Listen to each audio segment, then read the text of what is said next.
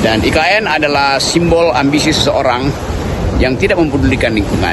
Bismillahirrahmanirrahim. Assalamualaikum warahmatullahi wabarakatuh. Jumpa lagi kita di channel Sumber Dakwah Official. Nah, ini ada seorang guru besar, tentunya beliau akan membicarakan atau membahas masalah IKN. Tentunya sangat menarik untuk kita simak karena beliau paham betul apa problem-problem dan apa permasalahan yang ada di IKN. Oke, tanpa berlama-lama langsung saja kita mulai videonya. Bismillahirrahmanirrahim. Let's go.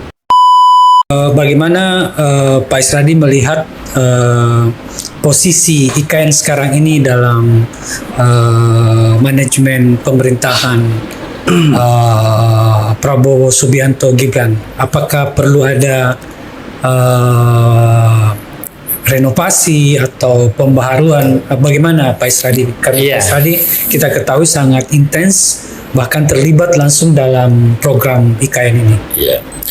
Ya, jadi saya melihat ya kan terkait IKN ini memang kalau kita persentase merupakan konsep yang bisa dikatakan diterima oleh seluruh rakyat Indonesia. Ya kan? Betul. Objektif evidence-nya hampir seluruh praksi mendukung, ya kan? Itu fakta itu. Begitu juga sekarang Undang-Undang DKI Jakarta menjadi DKJ itu sudah hampir disetujui oleh semua praksi. Artinya sekarang tidak ada masalah lagi dengan perpindahan itu. Nah, tinggal menuntaskan masalah yang atau konsep yang sudah ditata sampai 2045. Jadi IKN itu satu kelebihannya karena apa yang harus dikerjakan oleh setiap pemimpin, jadi misalnya Pak Prabowo naik di 2024 ini, itu sudah ada skema 2025 sampai 2029 yang harus diselesaikan seperti apa.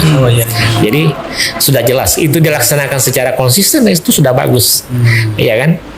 Karena sekarang yang di 2022-2024 di zamannya Pak Jokowi itu sudah dilakukan sesuatu yang melampaui target. Dengan pasangan Prabowo dan Gibran, saya meyakini ini akan berjalan lebih cepat dan lebih baik, ya kan?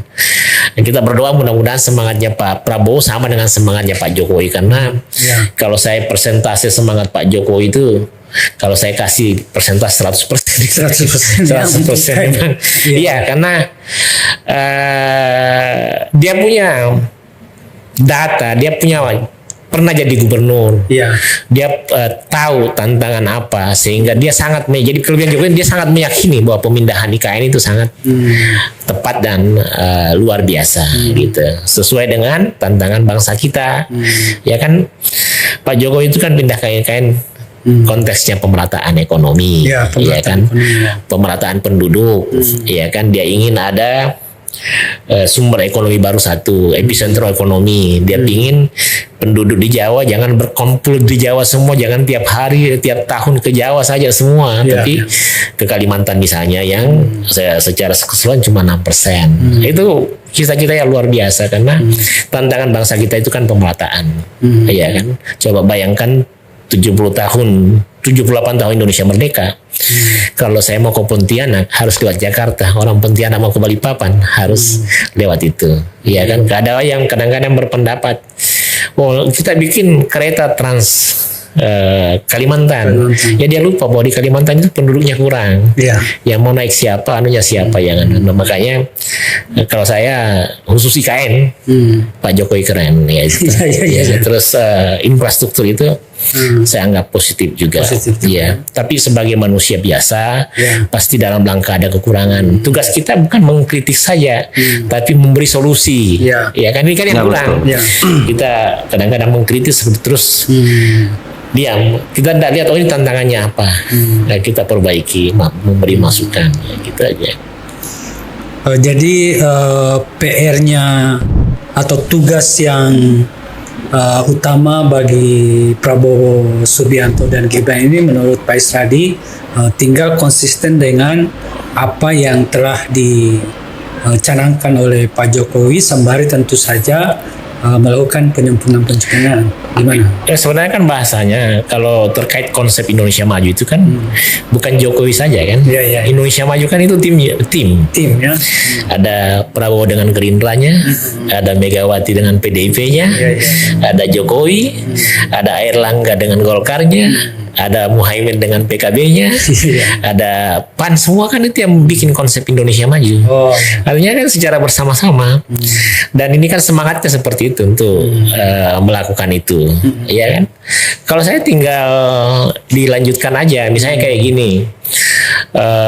Kalau misalnya tantangan selama ini, kalau saya melihat misalnya, ini sejak perang Ukraina misalnya kan, kesulitan memasukkan bahan pangan, ya kan? Ya kan? Ya lakukan apa yang menurut pemerintah bagus, apakah misalnya food state atau dan lain-lain, silakan aja berdasarkan kajian benar, apalagi tanah kita luas ini kan. Kita kan masih kendala hari ini. Mau makan beras masih impor, mau makan daging impor, mau bumbu-bumbu semua impor. Tantangan itu mesti diperbaiki dan itu harus ada ruang untuk menciptakan itu supaya kita bisa mandiri pangan. Ini kan itu tantangan. Jadi memang sudah kompleks sekarang yang namanya tantangan itu. Dan apa yang sebenarnya dikonsepkan di masa itu sesuai dengan tantangan apa istilahnya, tantangan ke depan. Nah, bagi misalnya yang tidak sependapat, berikan dengan kajian ilmiah, dan bukan dengan omon-omon saja, ya kan? Kalau misalnya punya konsep, diuji di para pakar, terbitkan sebagai buku, bukan misalnya pandangan-pandangan, misalnya di podcast saja bicara, enggak gitu. Kalau misalnya ini food state jelek, bikin tulisan, bikin kajian. Atau Anda bukan jelek sementara Anda bukan ahlinya. Harus kata menurut ini. Jadi saya berkesimpulan seperti ini. Itulah yang ilmiah. Kan kita sekarang di Indonesia ini ada hal yang parah menurut saya. Mereka berpendapat yang bukan bidangnya, terus tidak pakai runutan menurut pakar, ya kan seakan-akan dia yang berpendapat. Nah, itu yang itu aja menurut saya. Akan tetapi satu yang saya hargai sama Pak Jokowi ini, hinaan dan cacian ke dia yang luar biasa, yang di atas rata-rata, yang kemudian dia tidak balas, itu catatan kalau menurut saya catatan pembangunan demokrasi yang hebat. Iya kan?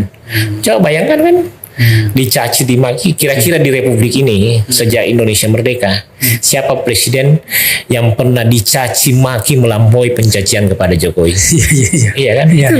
Kalau saya silakan dikoreksi atau misalnya kan. Udah guys, itu tadi dari Rektor Uniba. Masya Allah, betul kata beliau. Memang kalau kita mengkritik itu seharusnya ya sesuai pada bidang, lebih eloknya sesuai dengan bidangnya. Jadi bukan sekedar omon-omon, dan lebih bagus lagi memberikan solusi. Maksudnya kritik yang sehat, kritik yang membangun, bukan cacian atau makian yang kata profesor yang ya pokoknya ya tidak baik untuk dicontoh oleh masyarakat awam. Selebihnya tulis di kolom komentar apa pendapat kalian. Tentunya selalu berpikir positif, jangan mau terpecah belah, jangan mau termakan isu hoax, NKRI harga mati, dan tentunya tetap kawal kemenangan Pak Prabowo dan Mas Gibran. Saya akhiri wabillahi taufiq wal hidayah. Wassalamualaikum warahmatullahi wabarakatuh.